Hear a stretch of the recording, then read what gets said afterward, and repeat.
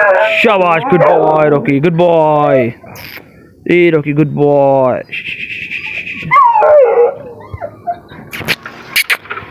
Boy Chandi, ये है जी चांदी, नवी फीमेल लाई थी जेड़ी, ठीक है जी। ते चांदी ए अपना रॉकी है जी। आज 3 तरीक की वीडियो इन्हों की रॉकी दी। ए रॉकी, गुड बॉय रॉकी। और ये अपनी स्टाइला बनी हुई है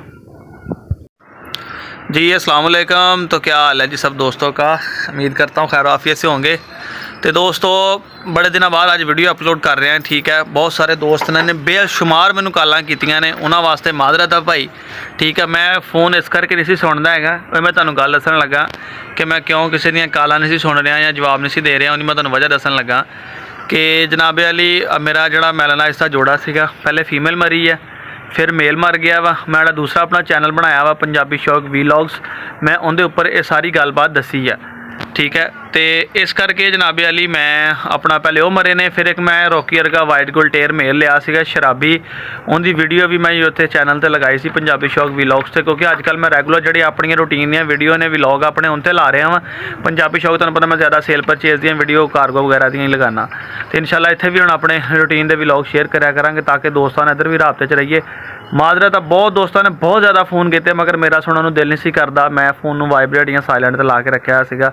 बड़े दोस्तों ने कॉल की थी, समझते होने हैं बहुत सारे। तो एक हूँ मलाहरों एक दोस्त की कॉल आई थी, हर बंदा समझता कि बंदा यार मेरा नहीं चक रहा, मेरे ना कोई नाराज़गी है, तो अल्लाह का शुक्र आ, अल्लाह ताला तंदुरुस्ती देवे तुहानू मेरे सानू, किसी ने कोई नाराज़गी नहीं हैगी। सिर्फ अपने मैंटली जोड़ा कहने ना रिलैक्सेशन वास्ते जोड़ा है मैं फ़ोन नहीं सुनना, क्योंकि बेशुमार कॉल आनियाँ सी, कोई एक दो नहीं, मुख्तलिफ अपना दोस्त कॉल करते थे, कोई चीज़ा लैन वास्ते भी, कोई वैसे जोड़े दोस्त हाल हवाल वास्ते भी, अफसोस वास्ते भी दोस्तों ने गल की, मेरे को नहीं सुने हुई जिन्ना को तो एक दो वट्सएप पर जवाब दे हुए। मैं ज़्यादा अपने जानवरों टाइम दिता इन्होंने दिनों के विच, और पिटबुल का जोड़ा मेरा पेयर सीगा वो भी काफ़ी बीमार हो चुकिया सीगा, ठीक है। और हफ्ता जिन्नी देर हो गया मैनू, तो 7-8 दिन हो गए उन्होंने ड्रिपां लगाने हुण जाके मेल ने कुछ खाना पीना शुरू किया, फीमेल हले भी नहीं खा रही, ठीक है। पहले फीमेल बेहतर हुई, मोशन वगैरह करन लग गया सी, पार्वो वायरस का अटैक हो गया, वो बेहतर हो गई काफ़ी। मेल कमज़ोर सीगा, कमज़ोर तो हो गया मतलब मेल ज़्यादा बीमार सी, मेल हुण बेहतर होया, तो फीमेल जिहड़ी हैगी हले पूरी अपनी पैरों पर नहीं आई।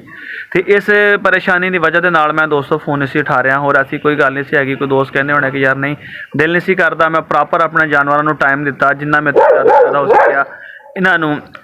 इन्हों रॉकी इन्हों भी स्प्रेवां कीतियां, सारा कुछ किया, इन्हों बचाया कि चलो इन्हों बीमारी ना लग जाए।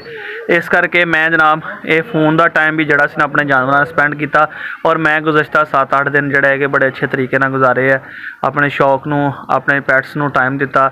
तो अल्लाह का शुक्र है, रब ने बड़ी बेहतरी भी दिखाई है, तो काफ़ी बेहतर हो गए ने, ठीक है। तो तुहाडी दुआ चाहिए है जनाब, मैं तुहानू अगली वीडियो तो शेयर भी कर देंगा। सिर्फ अज की वीडियो बनाने का छोटी जी मेरा यही मकसद सीगा कि दोस्तों को दस रहा कि बहुत सारे दोस्त कहते हैं यार फ़ोन क्यों नहीं सुन रहा, साडा राबता क्यों नहीं कर रहा, तो सिर्फ एक यही वजह सी, और ऐसी कोई नाराज़गी किसी नाल नहीं हैगी, ठीक है।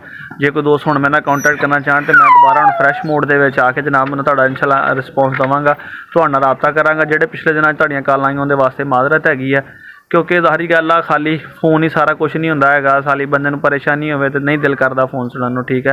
तो बहुत शुक्रिया तुहाडी दुआवां दा, ठीक है।